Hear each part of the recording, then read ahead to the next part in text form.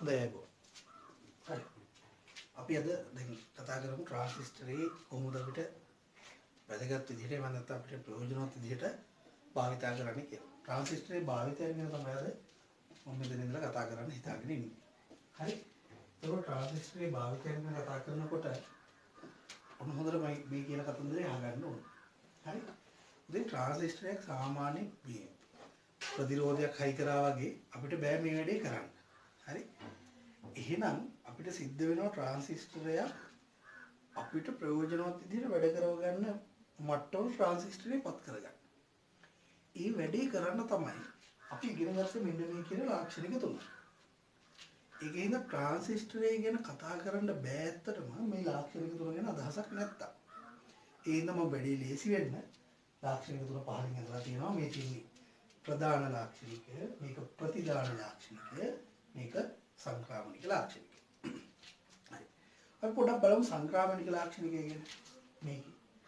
ඉතින් ඔයාලට හිතෙන විදිහට මේක වැඩ කරවන්න නිකුත් අපිට ප්‍රයෝජනවත් කාර්යයක් කරගන්න නම් මොන ප්‍රදේශයේ පාවිච්චි කරන්න ඕන වෙයි කියලාද ඔයාලට හිතෙන්නේ. ඔයාලට හිතනද? හොඳට ගොඩක් කට්ටියට හිතෙන්නේ ක්‍රියාකාරී ප්‍රදේශය කියලා. නමුත් ඒක තාම වැරදි. අපිට සමහර අවස්ථාවල ට්‍රාන්සිස්ටරය අපායන ප්‍රදේශයේ පාවිච්චි කරන්න සිද්ධ වෙනවා. තව සමහර අවස්ථාවල තියෙනවා අපිට සංතෘප්ත ප්‍රදේශයේ පාවිච්චි කරන්න වෙනවා. තේරුණාද? ඉතින් මේක කතා කරගන්න ඕන හින්දා මම මේ ප්‍රස්තාර තුන පහලින් අදලා තියෙනවා ලාක්ෂණික තුන. ඇත්තටම මේ ලාක්ෂණික පිළිබඳව අධ්‍යයනයේ ඒ තරම් වැදගත් වෙන හින්දා තමයි සිලබස් එකේ මුලින්ම ලාක්ෂණික අධ්‍යයනය පිළිබඳව කතා කරන්නේ. හරි? right. දැන් පොඩ්ඩක් මම මෙන්න මේ වගේ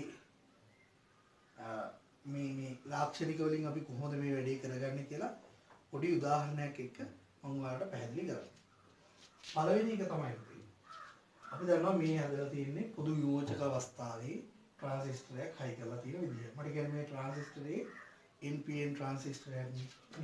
මේක P අග්‍රයක් ඒක තමයි එළියට ඊතලයේ වැදෙන්නේ. හරි? එතකොට හැමලේම මතක තියාගන්න මේ ඊතලයේ ගහන්නේ P වල ඉඳලා N පැත්තට එච්චරයි. හරි? එතකොට ඒකට අදාළ සමීකරණය අපි ලියුවා මේ විදිහට නේ. දැන් මම යන්නම්කෝ මේ ප්‍රතිදාන ලාක්ෂණිකයට. ප්‍රතිදාන ලාක්ෂණිකයේ තියෙන්නේ C සහ VCE අතර. IC සහ VCE අතර තමයි ප්‍රතිදාන ලාක්ෂණිකය තියෙන්නේ. මේ සමීකරණය ගත්තාම මේ සමීකරණයෙන් ඕනනම් අපිට පුළුවන් මේ දෙන්න අතර ප්‍රස්ථාරයකට හරියන සමීකරණයක් හදාගන්න. අපි හදාගමු බලන්න. එහෙනම් උත්තර කරන්න ඕන IC කියන කෙනා මම IC කියන කෙනා උත්තර කරලා දෙනවා. මේ බලන්න IC තනි කරන්න ඕන. එතකොට VCE අනිත් පැත්තට රැ යනවා. ඒක ඒ පැත්තට රැ යනකොට ඍණ VCE වෙනවා. හරි? දැනටමත් මේ පැත්තේ CC කියලා කෙනෙක් තිබුණා. නම් VCC කියලා මම ලියනවා. RC වලින් මේ මුළු එකම බෙදලා දැම්ම නම් හරියන එකයට RC මේකත් මම ලියනවා බෙදීම RC කියලා. දැන් ඔයාලට මේක මතක් වෙන්න ඕන මේ අර බාර රේඛාවට අදාළව ඇඳපු ප්‍රස්ථාරයට අදාළ සමීකරණය නේ. ඉතින් මේ බාර රේඛාව ඇඳහම කොහොමද එන්නේ කියන්නේ? මෙන්න මෙහෙම අඳිනවා බාර රේඛාව. හරි? හරියට බලලා දින්න ඕනේ මේවා. එතකොට මෙතන අගය කියලා කියන්නේ IC බිඳුව වෙන අවස්ථාව. IC කියන කෙනා බිඳුව වුණොත් මේ කොටසම බිඳුවයි. එතකොට VCE වල අගය කාට සමානයිද? VCC වලට සමානයි. එහෙනම් මේක VCC කියලා ලියනවා. ඊළඟට මේ තියෙන්නේ VCE කියන කෙනා මේ කොටස බිඳුව වෙන වෙලාවේ IC වල අගය අපිට කෙලින්ම ලියන්න පුළුවන් මෙතන. IC වල අගය සමානයි VCC බෙදීම RC කියලා. ඔබ සරල කතාවක්. හරි? ඒක තමයි බාර රේඛාව කියලා කියන්නේ. ඉතින් පොතේ මම කිව්වේ මේවල මේ ලාක්ෂණික අධ්‍යයනය ඉතා වැදගත් කියලා. සාමාන්‍ය. හරි? සාමාන්‍ය අර අපි ඊයේ කතා කරපු වගේ මෙතෙන්ට සප්ලයි එක විදිහට අපි දෙනවා නම් ප්‍රත්‍යාවර්ත වෝල්ටීයතාවය. ප්‍රත්‍යාවර්ත වෝල්ටීයතාවයක් සප්ලයි එක විදිහට දුන්නාම ඔයගොල්ලන්ට මතක ඇති අපි අර මෙන්න මේ රේඛාව තල්ලු කරගෙන ආවනේ මේ හරියට එනකම්. බගයි නේද? එහෙම තල්ලු කරගෙන එන පොයින්ට් එක හරියට මොකක්ද කියලා අපි හොයාගන්න. හරි? ඒ පොයින්ට් එක හොයාගන්න උපකාරී වෙන්නේ මෙන්න මේ බාර රේඛාව. හරි? ඇත්තටම පුතේ VCE වල අගය ඒ කියන්නේ මෙන්න මේ අග්‍ර දෙක අතර අගය VCC බෙදීම දෙක වගේ අගයක තියෙනකොට තමයි මේ ට්‍රාන්සිස්ටරේ හොඳටම වැඩ කරන්නේ. හරි? මම අපි කතා කරනවා ඉස්සරහදී වර්ධක පරිපත ගැන කියනකොට. එතකොට අපි හිතමුකෝ දැන් කෙනෙක්ට ඕනයි කියලා VCE වල අගය VCC බෙදීම දෙකේ තියාගන්න. අපි මොකද කරන්නේ? අපිට කරන්න වෙන්නේ මෙන්න මේ වගේ වැඩක්. මේකේ අගය VCC බෙදීම දෙකක් වෙන්න දෙපේ. ඔන්න මම කියනවා. මේකේ අගය VCC බෙදීම දෙකක්. මම ඒක වෙන පාටකින් හදන්නේ එතකොට තේරෙනවා. VCC බෙදීම දෙකක් කරන්න. හරි. දැන් ඒක VCC බෙදීම දෙකක් කරලා මෙන්න මේ විදිහේ ඉරක් ගැහුවොත්. හරි. ඒ ඉරේ මේ බාර රේඛාව ඡේදනය වෙන තැනක් තියෙනව නේද මෙහෙම? හරි මේක නම් මෙතනදී ඡේදනය වෙනවා. එතකොට අපිට කරන්න තියෙන්නේ VCE වල අගය අපි අවශ්‍යතාවය අනුව VCE වල අගය VCC ගෙන් භාගයක් විදිහට තියාගන්න ඕන නම් මේ විදිහේ VCC වලින් භාගයක් විදිහට තියාගන්න ඕන නම් අපි කරන්න ඕන වැඩේ තමයි මෙතනින් තීරණය කරන්නේ. මොන බලන්න අපි කරන්න ඕන වැඩේ. අපි තෝරගන්න ඕන මේ මොන කරන්ට් එකද? Base current. IB කියන කෙනා මිලි ඇම්පියර් කීයක් වෙන විදිහට අපි තෝරන්න ඕනද? මිලි ඇම්පියර් 30ක් විදිහට තෝරන්න. තේරුණාද? නිකම්ම මේ දෙන්න අතර විභවාන්තරයේ VCC බෙදීම දෙකයි කියලා තියාගත්තට හරියන්නේ. එයි අපි සප්ලයි දෙන්නේ හැම වෙලෙම BE කියන අග්‍ර දෙක අතර. එතකොට මෙන්න මේ පොයින්ට් එක තමයි ඇත්තටම හොඳටම අපිට වර්ධන සංඥාවක් වර්ධනය කරගන්න පාවිච්චි කරන්න පුළුවන්. එතකොට මේ පොයින්ට් එකට විශේෂ නමකුත් අපි කියනවා. මේ පොයින්ට් එකට අපි කියනවා නිවාත ලක්ෂය කියලා. එහෙම නැත්නම් සාමාන්‍යයෙන් අපි Q පොයින්ට් එක කියලා තමයි කියන්නේ. Q point. හරි? එතකොට මේ Q පොයින්ට් එකේදී ඇත්තටම සප්ලයි එක විදිහට දෙන්න පුළුවන් ධාරාව මේකෙන් හොයාගන්න පුළුවන්. තේරුණාද? එතකොට හිතන්නකෝ අපිට සප්ලයි එක විදිහට දෙන කෙනාගේ ධාරාව ඒක නෙවෙයි කියලා දැන් මොකද කරන්නේ? දැන් ඉතින් ප්‍රතිරෝධ හරි එහෙම නැත්නම් විභවභාජක දාලා වෙන පරිපතයක් හදලා ඒක ඇතුලේ ධාරාව මිලි ඇම්පියර් 30ට ගේනවා. සරල වැඩක්. තේරෙනව නේද? හැබැයි සිග්නල් එක අර විදිහටම දෙනවා. කිසි ප්‍රශ්නයක්. තේරෙනව නේද? ඉතින් එහෙනම් මෙන්න මේවාගේ ලක්ෂයක් හොයාගන්න ඒ වගේ කාර්යයන් සඳහා තමයි අපි ඇත්තටම මේ ප්‍රස්තාර ටික පාවිච්චි කරන්නේ. හරි? මේ ප්‍රස්තාර පාවිච්චි කරලා අපිට හරි පහසුවෙන් මේ වගේ ලක්ෂ හොයාගන්න පුළුවන්. ඒ වෙලාවේ බේස් කරන්ට් එක අපිට හොයාගන්න පුළුවන් ලේසි. තේරෙනව නේද?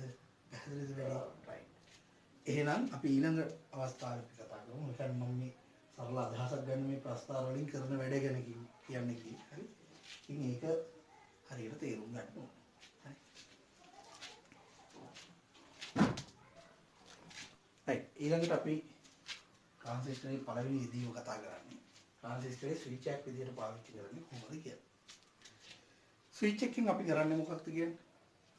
ස්විච් එකකින් අපිට කරන්න දෙන්නේ බොහොම සරල වැඩ. අපිට ඕන වෙලාවට මොකක් හරි පරිපතයකට කරන්ට් එක දෙනවා. අපිට ඕන නැති වෙලාවට පරිපතයෙන් කරන්ට් එක අයින් කරලා දානවා. ඒ කියන්නේ ස්විච් එකක් පාවිච්චි කරන්නේ. හරි? ට්‍රාන්සිස්ටරේ පාවිච්චි කරලා කොහොමද පරිපතයකට ඕන වෙලාවට කරන්ට් එක දෙන්නේ? පරිපතයෙන් අනවශ්‍ය වෙලාවට කරන්ට් එක අයින් කරන්නේ. බොහෝ සරල වැඩක්. මේ බලන්න. ඇත්තටම අපි ඉන්පුට් එක එහෙම නැත්නම් අපි මෙයාට දෙන සිග්නල් එක දෙන්නේ මේ අග්‍ර දෙක අතරනේ. මම ඒක මෙහෙම දෙන්නම්. මේ අග්‍ර දෙක අතර තමයි ඉන්පුට් එක තියෙන්නේ. හරිද? අපිට ඕන කරන ප්‍රයෝජනවත් ධාරාවක් හරි ප්‍රයෝජනවත් විභවාන්තරයක් හරි ප්‍රයෝජනවත් සිග්නල් එකක් හරි අපි ගන්නේ මේ අග්‍ර දෙක අතර. මෙතන නෙමෙයි. මේක V out කියලා අපි කියනවා. එතකොට ඉන්පුට් විදිහට අපිට තියෙන්නේ මම මේ කලින් වතාවකත් කියලා තියෙනවා IB VBE කියන කට්ටිය. අවුට්පුට් විදිහට අපිට තියෙන්නේ IC VCE කියන කට්ටිය. හරි. දැන් එහෙනම් අපිට වෙන්න ඕන IC කියන කෙනා බිඳුවක් කරගන්න ඕන අපිට ඕන වෙලාවට. ඊළඟ අවස්ථාවේ IC කියන කෙනා මොකක් හරි අගයක් බවට පත් කරගන්න ඕන. මේක කිව්ව ගමන් තේරෙන්න එපේ. IC කියන කෙනා බිඳුවක් වෙන අවස්ථාව අපි ගමු. IC කියන කෙනා බිඳුවක් වෙන්න ඕන. හැබැයි අපිට දෙන්න පුළුවන් VB හරි IB හරි. VB හරි IB හරිනේ අපිට දෙන්න පුළුවන්. එහෙනම් IC කියන කෙනත් එක්ක මට කියන්න මේ ප්‍රස්තාර ඔක්කොම දිහා බලලා IC කියන කෙනත් එක්ක ඉන්පුට් එකේ වෙනස් වීම නිරූපණය කරන එකම ප්‍රස්තාරය මොකක්ද? ඒක තමයි සංක්‍රාමනික ලක්ෂණය. IC වලගේ බිඳුවක් වෙන්න ඕනේ. IC වලගේ බිඳුවක් වෙන්න ඕන නම් ඔය කතා කරන්නේ මෙන්න මේ කලාපය ගැන නේද? ඒ කියන්නේ කපාහැරි ප්‍රදේශය ගැන. හරි නේද? කපාහැරි ප්‍රදේශය ගැන තමයි කතා කරන්නේ. එහෙනම් කපාහැරි ප්‍රදේශයේ පවතින පරිදි IB කියලා අගයක් දුන්නොත් මොකද වෙන්නේ කියන්නේ? IB කියලා අගයක් දුන්නොත් මොකද වෙන්නේ? IC වලගේ බිඳුවයි. ඉතින් IC කියලා කියන්නේ කැදෙන්නේ නැහැ. හැබැයි කපාහැරි ප්‍රදේශයේ IB වල අගය මේ පරාසයේ අගයක් දෙනවා කිව්වට මම කිව්වා ට්‍රාන්සිස්ටරයකට අපි සප්ලයි කරන්නේ ධාරා නෙවෙයි විභවාන්තර. එහෙනම් මෙන්න මේ ප්‍රදේශයේ වැඩ කරන විදිහට IB කියලා ධාරාවක් නැති වෙන විදිහට නැත්නම් ඉතා කුඩා අගයක පවතින විදිහට දෙන්න පුළුවන් විභවාන්තර ගැන කොහෙද කියලා තියෙන්නේ කියන්න. IB එක්ක සප්ලයි එක මොකක්ද? VBE. කොහෙද මේ ප්‍රස්තාරයේ තියෙන්නේ? ප්‍රධාන ලාක්ෂණිකයනේ. එහෙනම් ප්‍රධාන ලාක්ෂණිකයට ගිහිල්ලා බලන්න ඕන IB වල අගය මොනව වෙනද? ආසන්න වශයෙන් බිඳුව විදිහට තියෙන වෝල්ටේජය මොනවද? ටක් ගාලා හොයාගන්න පුළුවන්. මොකද? බාධක විභවයට අඩු වෝල්ටේජතාවයක් දුන්නොත් එහෙම IB බිඳුවයි. IB බිඳුවයි නම් ඒකේ තේරුම තමයි IB වලගේ බිඳුවක් වෙනකොට කොහොමත් IC කියලා කරන්ට් එකක් හැදෙන්නේ නැහැ. එහෙනම් කරන්න දෙන වැඩේ මොකද්ද? ස්විච් එකක් විදියට පාවිච්චි කරන්න කියලා. මෙයා ඕෆ් ස්විච් එකක් විදියට පාවිච්චි කරන්න නම් අපි සප්ලයි කරන කරන්ට් එක කාට වඩා අඩු වෙන්න ඕනද? බාධක විභවයට වඩා අඩු කරන්ට් එක නේ සප්ලයි කරන විභවය බාධක විභවයට වඩා අඩු වෙන්න ඕන. මොකද තමයි කතාව. හරිනේ? රයිට්. දැන් අපි බලමු කොහොමද මේ පරිපථය අඳගන්නේ කියලා. ඉතින් මෙතනදී අපිට පාවිච්චි කරන්න තියෙන මේ පොදු විමෝචක අවස්ථාව තමයි. දැන් අපි කරන්න වෙලේ මොකක්ද? අපිට ඕන මෙතනින් තමයි IB කියන කරන්ට් එක එන්නේ. හරි? මෙතනින් තමයි IC කියන කරන්ට් එක එන්නේ පහළට. මෙතනින් පහළ යනවා IE එක අපි සලකන්නේ නැහැ. හරි. දැන් කලින් අපි අදහසක් ගත්තා කපාහැරි ප්‍රදේශයේදී. හරි? කපාහැරි ප්‍රදේශයේදී IB වලගේ බිඳුවයි. IB වලගේ බිඳුවයි කියලා කියන්නේ IC කියලා කරන්ට් එකක් ඇති වෙන්නේ නැහැ. ඉන්නේ IB වලගේ බිඳුවට ආසන්න වෙනකොට IC කියලා කරන්ට් එකක් ඇති වෙලා නැහැ. එහෙනම් IB බිඳුවක් කරගන්න මෙතෙන්ටනේ අපි සප්ලයි කරන්න ඕන වෝල්ටේජ් එක. ඒක මම Vin කියලා කියන්නම්. මෙන්න මේ දෙන සප්ලයි කරන වෝල්ටේජ් එක අඩු වුණොත් බාධක විභවයට වඩා අනිවාර්යෙන් IB කියන කරන්ට් එක මොකද වෙන්නේ? බිඳුවක් වෙනවා. IB කියන කරන්ට් එක බිඳුවක් වෙනකොට IC කියන කරන්ට් එකත් මොකක් වෙනවද? බිඳුවක් වෙනවා. එතකොට මෙතෙන් හයි කරලා තිබ්බොත් මෙන්න බල්බ් එකක් ඒක මෙතෙන් හයි කරලා තියෙනවා කියලා බල්බ් එක. ඔන්න ඔය බල්බ් එක පත්තු වෙන්නේ නැහැ. හරි. මේ විදිහට වැඩක් වුණා. එහෙනම් ඊගාව අවස්ථාව ආයි ලොකුට හිතන්න දෙයක් නැහැ. ওই වැඩේම තමයි කරන්නේ. මම ටක් ගාලා අදින්නම්. මේක තමයි බේස් එක, මේක තමයි E, මේක තමයි කලෙක්ටර් එක. VCC කියලා මෙතන තියෙන්නේ. මෙහින් එනවා බේස් කරන්ට් එක. මෙතන RB, මේක RC. හරි. ඊට පස්සේ මෙතනින් පහළට යනවාම මම මේක දුරට කරලා තියනවා කියලා දැනට හිතන්න. ඒ සප්ලයි කරන්න කරන්ට් එක දෙන්නේ මෙතෙන්. දැන් අපි හිතමු සප්ලයි කරනවා කියලා අපි දෙන්න මොනවද කරන්ට් දෙන්න පුළුවන්ද අපිට? බෑ. බේස් කරන්ට් එකක් දෙන්න බෑ. අපි දෙන්නේ වෝල්ටේජතාවයෙන් තමයි සප්ලයි කරන්නේ. එහෙනම් මෙතෙන් සප්ලයි කරන වෝල්ටේජතාවය Vin කියලා කියන්නම් තමයි. ඔය Vin කියන අගය විශාල වුණොත් බාධක විභවයට වඩා. දැන් මොකද වෙන්නේ? මෙතෙන්දී අපි බල්බ් එක හයි කරලා දෙන්නේ. දැන් මොකද වෙන්නේ? දැන් වෙන වැඩේ තමයි අපි දුන්න විභවය බාධක විභවයට වඩා වැඩි. එහෙම වැඩි වුණ ගමන් IB කියලා කරන්ට් එකක් ඇති වෙනවා. IB. ඉතින් IB කියන කරන්ට් එක ඇති වුණා නම් අනිවාර්යෙන් IC කියලා කරන්ට් එකකුත් ඇති වෙනවා. IC. එතකොට දැන් මෙතෙන් අහි කරලා තිබ්බොත් එහෙම බල්බ් එකක් ඔය වගේ මොකද වෙන්නේ? එයා මේනවා. පැහැදිලි නේද? එහෙනම් පුතේ මේ තියෙන්නේ හරි මේ තියෙන්නේ මෙතෙන්ට වෝල්ටේජ් එකක් දුන්නා. හැබැයි ඒ දුන්න වෝල්ටේජ් එක බාධක විභවයට වඩා අඩුයි. ඒ හින්දා බල්බ් එක පත්තු වෙන්නේ. බල්බ් එක පත්තු වෙන්නේ නැත්තේ ස්විච් එක මොනවා කරලා තියෙනවද? ඕෆ් කරලා තියෙනවා. මේක සිංහලෙන් කිව්වම පොඩ්ඩක් අවුල් වෙනවා. මේ තියෙන්නේ මොන පරිපථයක්ද? විවෘත පරිපථය. හරි. බල්බ් එක පත්තු වෙන ස්විච් එක මොනවා කරලා තියෙනකොටද? ඔන් වෙලා තියෙනකොට මේකට සිංහලෙන් කියන වචන කිව්වොත් එහෙම සිංහලෙන් කියන්නේ සංයුක්ත පරිපථය. හරි සංයුක්ත පරිපථය. පැහැදිලි නේද කතාව? ඉතින් ඔන්න ට්‍රාන්සිස්ටරයක් ස්විච් එකක් විදිහට වැඩ කරන්න පුළුවන් පළවෙනි ආකාරය. මේක පළවෙනි ආකාරය නම් දෙවෙනි ආකාරයකුත් තියෙනවා. හරි.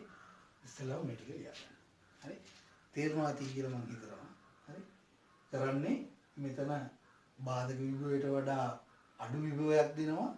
ඕෆ් ස්විච් එකක් විදිහට පාවිච්චි කරන්න ඕන. බාධක විභවයට වඩා වැඩි විභවයක් දෙනවා. ඔන් ස්විච් එකක් විදිහට පාවිච්චි කරන්න ඕන. හරි.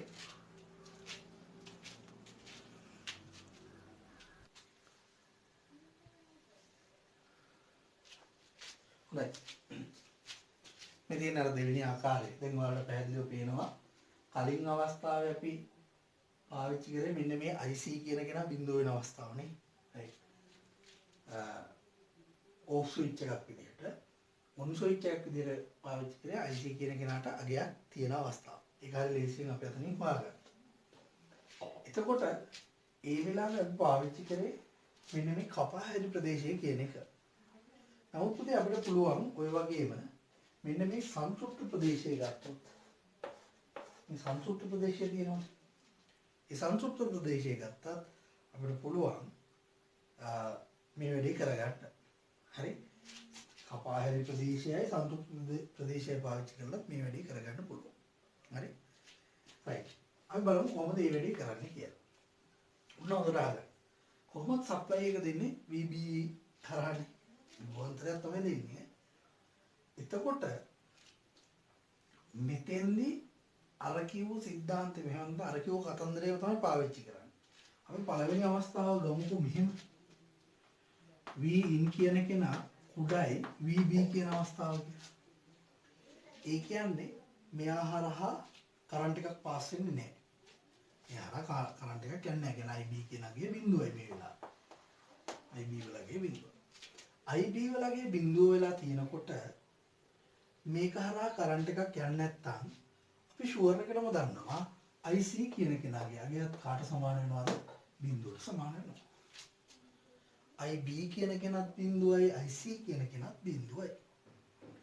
එතකොට දැන් ඔයාලට තේරෙනව නේද? මෙන්න මේ RC කියන ප්‍රතිරෝධය හරහා විභවය බහින්නේ නැහැ.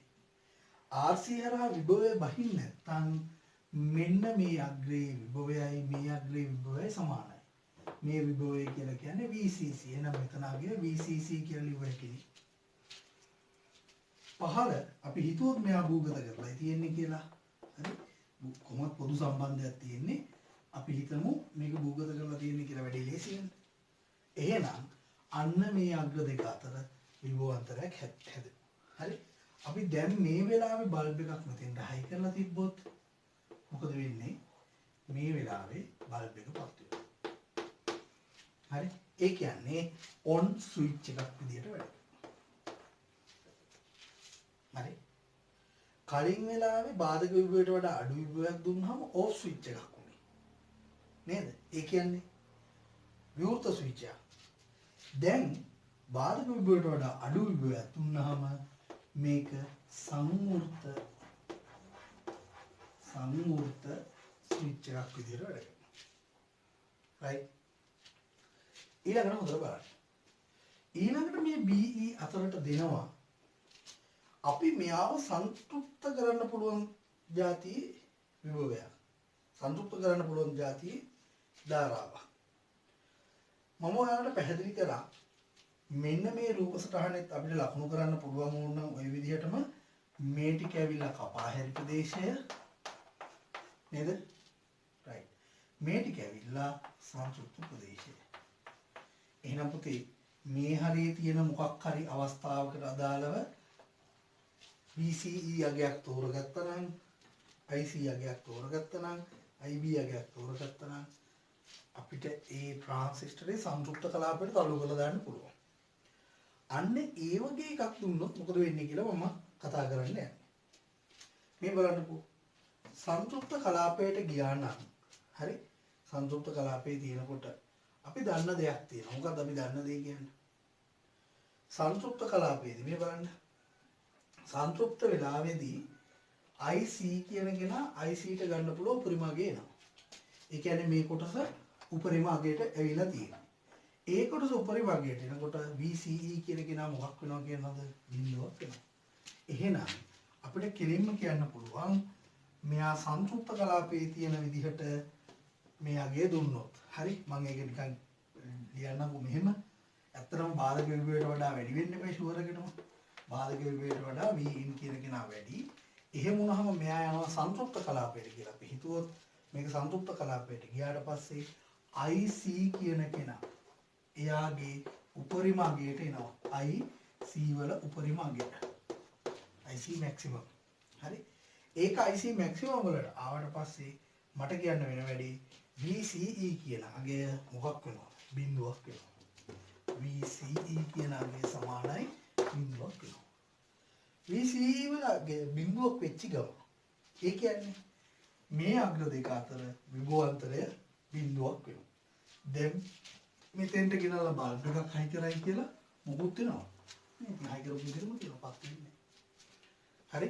ඒ කියන්නේ මේ වෙලාවේ මෙයා ඕෆ් ස්විච් එකක් විදිහට තමයි වැඩ කරන්නේ. ඕෆ් ස්විච් එකක් විදිහට වැඩ කරනවා කියන්නේ විවෘත ස්විච් එකක් විදිහට තමයි වැඩ කරන්නේ. පැහැදිලි නේද? right. ඉතින් පුතේ උතනින් පස්සේ අපිට කතා කරන්න තියෙන වර්ධක පරිපථය කියලා හොඳට කල්පනා කරලා මේවට උත්තර ලියන්න. හරි මේ විවිධාකාර අවස්ථා අපිට විභාගෙදී අහනවා. හරි.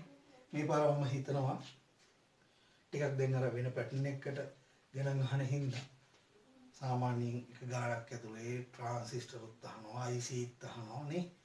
ඊට පස්සේ ඩයෝඩ් ගැනත් අහනවා. හරි. අන්තිමට පොඩි ලොජික් ගේට් ගානකුත් දෙනවා. එහෙම නිසා දැන් මේ පහුගිය අවුරුදු 3-4 විභාග ගත්තාම තිබ්බේ. ඒක නිසා කොහේ හරි මේ වගේ පොඩි පරිපථයක් දීලා ওই වගේ සම්බන්ධ ටිකක් අහන්න පුළුවන්. ඒකෝට මේක හරි සරලව විසඳ ගන්න පුළුවන් ගානක්. තේරෙනව නේද? කියන්නේ විභාගයේදී අනිත් ගණන් වලට සාපේක්ෂව ලේසියෙන් ලකුණු ගන්න පුළුවන් ගානක්. හැබැයි හොඳට මතක තියාගන්න මේ ඉලෙක්ට්‍රොනික්ස් කියන පාඩම කියලා දෙනකොට හරි ලේසි වගේම තමයි ඉතා ඉක්මනට අමතක වෙනවා. ඒක නිසා නිතර මේ පරිපථ සටහන් අඳින්න මේ හොඳ අදහසක ඉන්න ඕන මේ කියන ලාක්ෂණික අධ්‍යයනය කියන කොටසේ මොනවද ප්‍රධාන ලාක්ෂණිකය ප්‍රතිධාන ලාක්ෂණිකය සහ සංක්‍රාමනික ලාක්ෂණිකය කියන එක ගැන හොඳ අදහසක ඉන්න ඕන. හරි. ඒක නිසා නිරන්තරයෙන් මේවා ලියලා තේරෙනවද? කටුවැඩ කොළවල එහෙම නිරන්තරයෙන් ලියලා ප්‍රැක්ටිස් කරගෙන ඉන්න. හරි. ඒ වුණොත් හරි ලේසි ගන්න. හරි. එතකොට මේ අවස්ථා දෙකේදී බලන්න දැන් කලින් අවස්ථාවේ අපි බාධක විභවයට වඩා අඩු විභවයක් දුන්නාම කලින් එකේ අපිට හම්බුනේ ඕෆ් ස්විච් එකක් නේ. හැබැයි බාධක විභවයට වඩා අඩු විභවයක් දීලා ඕන නම් අපිට ඔන් ස්විච් එකක් විදිහට පාවිච්චි කරන්නත් පුළුවන්. ඒ වගේම මෙතෙන්ට ගියොත් එහෙම කලින් අවස්ථාවේ අපි දුන්නේ අතන මේ අවස්ථාවේ මෙයා සන්තුෂ්ත කරෙත් නෑ. සන්තුෂ්ත ධාරාවක් දීමේ අවශ්‍යතාවයක් තිබුණේ නෑ කලින් වෙලාවේ. හැබැයි කලින් වෙලාවේදී මේ වගේ පරිපතයකට මෙතෙන්ට හයි කරපුවා. මේ කියන්නේ බාධක විභවයට වඩා වැඩි විභවයක් දීලා මෙතෙන්ට හයි කරාට පස්සේ IC කියලා ධාරාවක් ඇති වුණා. ඒ IC කියන ධාරාව හින්දා එයා ඔන් ස්විච් එකක් විදිහට තමයි වැඩ කරේ. හැබැයි මෙතෙන්දී අපි ධාරාව මේ ඉන්පුට් එක දෙනවා IC කියන කෙනා සංතෘප්ත කලාපයේ වැඩ කරන විදිහට. එහෙම දුන්නාම මෙයා ඕෆ් ස්විච් එකක් විදිහට තමයි වැඩ කරන්නේ. පැහැදිලි නේද? එහෙනම් මේ තමයි අපි ස්විච් එකක් ලෙස ක්‍රියා කිරීම සඳහා ඇඳ ගන්න ඕන දෙවෙනි පරිපථය. හරි? මේ දෙක ගැන හොඳ අදහසක් අවබෝධයක් ගන්න මේ රූප සටහන් ටික ඇඳලා. හරි? දැන් අපිට ඊළඟට කතා කරන්න දෙන්නේ මෙයා කොහොමද වර්ධක පරිපථවල පාවිච්චි කරන්නේ?